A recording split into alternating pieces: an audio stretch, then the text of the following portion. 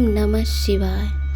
आज मैं आप लोगों को भगवान शिव और माता सती की कहानी सुनाने जा रही हूँ। माता सती को ही पार्वती, दुर्गा, काली, गौरी, उमा, जगदम्बा, गिरिजा, अम्बे, शेरावाली, शैलपुत्री, पहाड़ा वाली, चामुंडा, तुलजा, अंबिका आदि नामों से जाना जाता है। इनकी कहानी बहुत ही रहस्यमय है।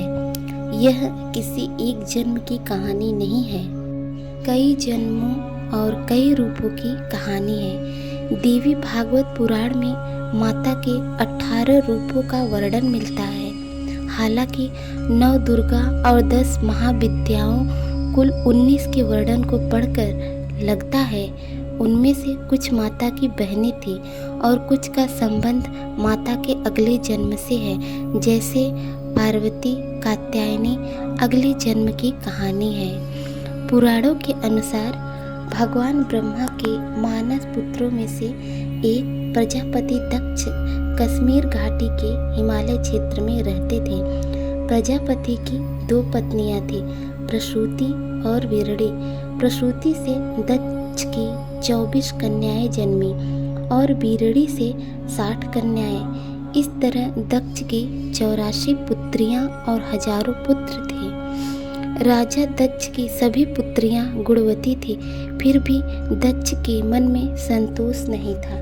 वे चाहते थे उनके घर में एक ऐसी पुत्री का जन्म हो जो सर्वशक्तिमान संपन्न हो एवं सर्व विजयिनी हो। अतः दक्ष एक ऐसी ही पुत्री के लिए तप करने लगे।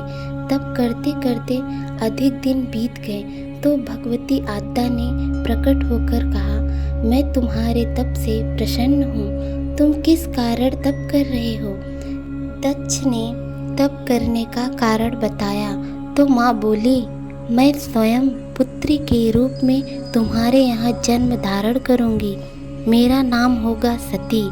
मैं सती के रूप में जन्म लेकर अपनी लीलाओं का विस्तार करूँगी। फलतः भगवती आद्या ने सती रूप में दक्ष के यहाँ जन्म लिया। सती दक्ष की सभी पुत्रियों में सबसे अलौकिक थी। सती ने बाल्यावस्था में ही कई ऐसे अलौकिक आश्चर्यचकित करने वाले कार्य कर दिखाए जिन्हें देखकर स्वयं राजा दक्ष को भी विस्मयता होती रहती थी। जब सती विवाह योग्य हो गई तो दक्ष को उनके लिए वर की चिंता होने लगी। उन्होंने ब्रह्मा जी से इस विषय में परामर्श किया। ब्रह्मा जी ने कहा, सती आद्या की अवतार है। आद्या आदि शक्ति और शिव आदि पुरुष है। अतः सती के विवाह के लिए शिव ही योग्य और उचित वर है। दक्ष ने ब्रह्मा जी की बात मानकर सती का विवाह भगवान शिव के साथ कर दिया। सती कैलाश में जाकर भगवान शिव के साथ रहने लगी। भगवान शिव के दक्ष के दामाद थे, किंतु किसी वजह से दक्ष के हृदय में भगवान शिव के प्रति बैर और विरोध भाव पैदा हो गया। एक बार देवलोक में ब्रह्मा ने धर्म के निरूपण के लिए एक सभा का आयोजन किया था। सभी बड़े बड़े देवता सभा में एकत्र हुए। भगवान शिव भी इस सभा में बैठे थे। सभा मंडल में दक्ष का आगमन हुआ। दक्ष के आगमन पर सभी देवता उठकर खड़े हो गए। भगवान शिव खड़े नहीं हुए। उन्होंने दक्ष को प्रणाम भी नहीं किया। फलतः दक्ष ने अपमान का अनुभव किया। केवल यही नहीं, उनके हृदय में भगवान शिव के प्रति ईर्ष्या की आग जल उठी। वे उनसे बदला लेने के लिए समय और अवसर की प्रतीक्षा करने लगे। एक बार सती और शिव कैलाश पर्वत पर बैठे हुए परस्पर वार्तालाप कर रहे थे। उसी समय आकाश मार्ग से कई विमान खनखल की ओर जाते हुए दिखाई पड़े। सती ने उन विमानों को देखकर भगवान शिव से पूछा, प्रभु, ये सभी विमान किसके हैं और कहाँ जा रहे हैं? भगवान शंकर ने उत्तर दिया, आपके पिता ने बड़े यज्ञ का आयोजन किया है। समस्त देवता और देवांगनाएं इन विमानों में बैठकर उसी यज्ञ में सम्मिलित होने के लिए जा रहे हैं। इस पर माता सती ने दूसरा प्रश्न किया, क्या मेरे पिता ने आपको यज्ञ में सम्मिलित होने के लिए नहीं बुलाया? भगवान शंकर ने उत्तर दिया, आपके पिता मुझसे बैर रखते हैं, फिर वे मुझे क्यों बुलाने लगे? माता सती ने मन ही मन सोचा और फिर बोली, यज्ञ के इस अवसर पर अवश्य मेरी सभी बहनें आएंगी।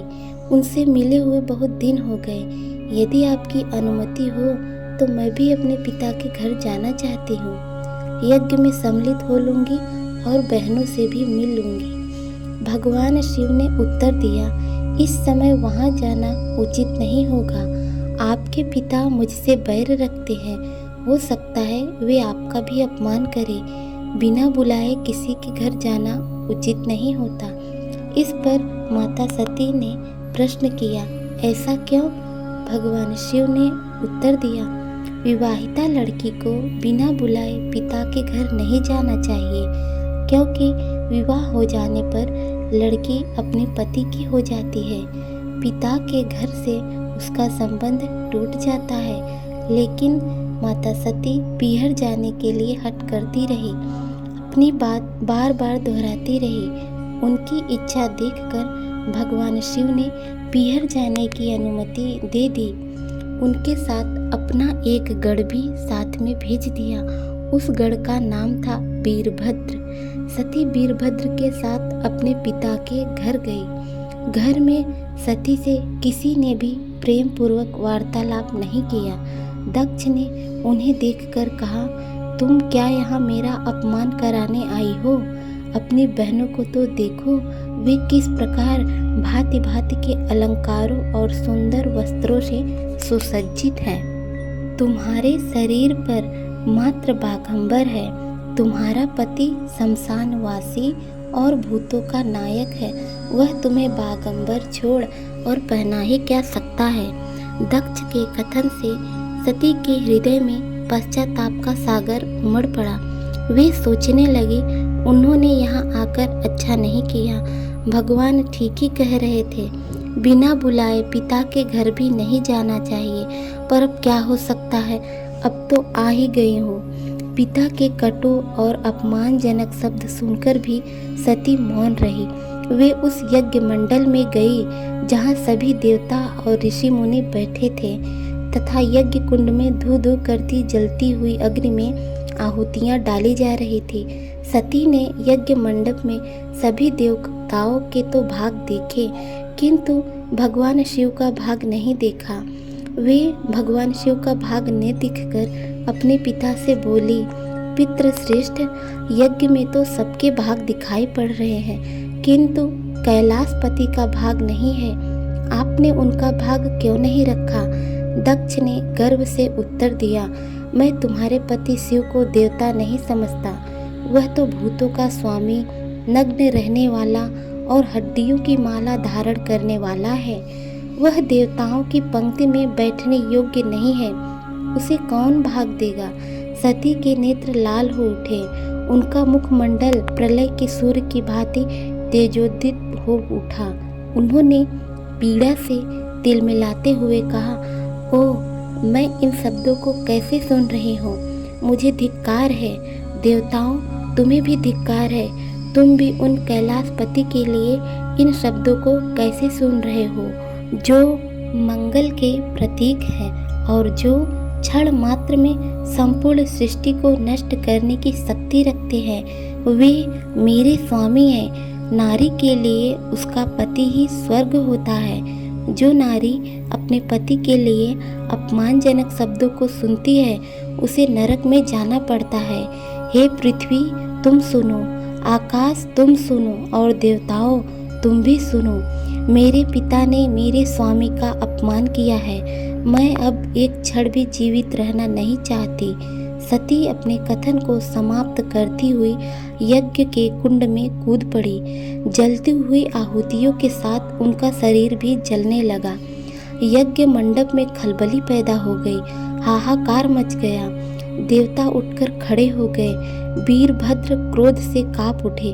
वे उछल उछल कर यज्ञ का विध्वंस करने लगे। यज्ञ मंडप में भगदड़ मच गई। देवता और ऋषि मुनि भाग खड़े हुए। वीरभद्र ने देखते ही देखते दक्ष का मस्तक काट कर फेंक दिया। समाचार भगवान शिव के भी कानों में पड़ा। वे प्रचंड आंधी की भांति कनखल जा पहुँचे।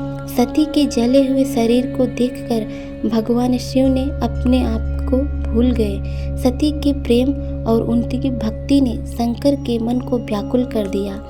उन शंकर के मन को व्याकुल कर दिया जिन्होंने काम पर भी विजय प्राप्त की थी और जो सारी सृष्टि को नष्ट करने की क्षमता रखते थे।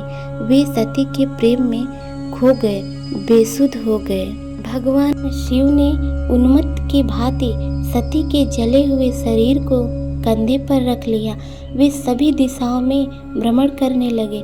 शिव और सती के इस अलौकिक प्रेम को देखकर पृथ्वी रुक गई, हवा रुक गई, जल का प्रवाह ठहर गया और रुक गई देवताओं की सांसें। सृष्टि व्याकुल हो उठी। सृष्टि के प्राणी पुकारने लगे, त्राहिमाम त्राहिमाम।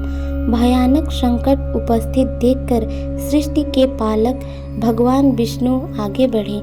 वे भगवान शिव की बेसुधी में अपने चक्र से सती के एक एक अंग को काटकर गिराने लगे। धरती पर 51 स्थानों में सती के अंग कट कट कर गिरे।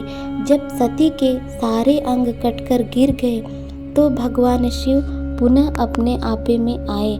जब वे अपने आप में आए तो पुनः सृष्टि के सारे कार्य चलने लगे।